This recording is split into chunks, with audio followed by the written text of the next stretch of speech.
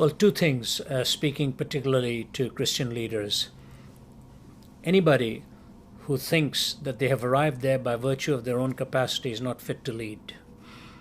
Anyone who thinks that is not fit to lead, because the whole issue of a calling is so well worded by the Apostle Paul. He says to the people, look, you can boast in whatever you want. I've got more credentials against my name than I'd want to even testify. And he tells you of his tribe, he tells you of his studies and all of that.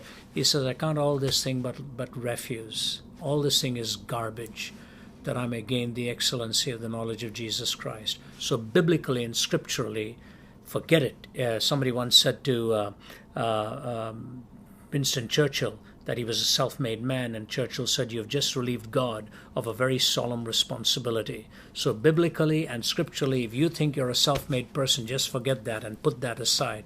The Bible reminds you again and again that you are where you are in a position of leadership because of the presence of God in your life and His calling. If you go through the New Testament, you'll find the word leader hardly ever comes, but the word servant comes hundreds of times.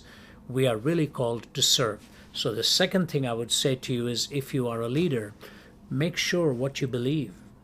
Don't get carried around by the wind of every new doctrine that comes around.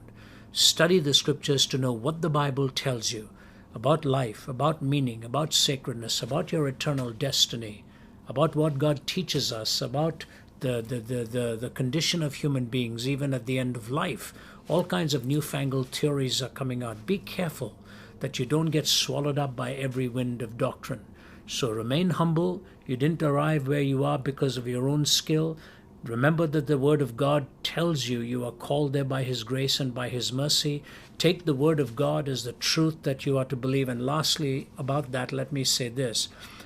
Even your voice, even your skeletal makeup, even your muscular build can go like that, just like that.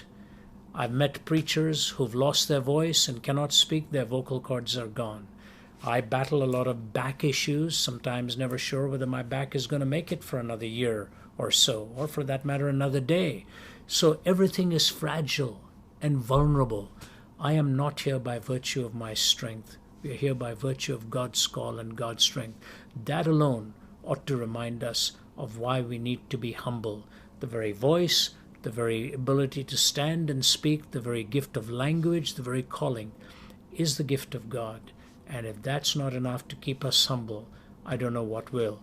God is able to bring you to a place of where He wants you.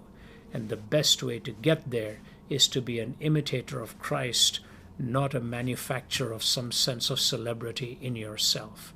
If you are humble, God will use you. If you are arrogant, He will know how to break you.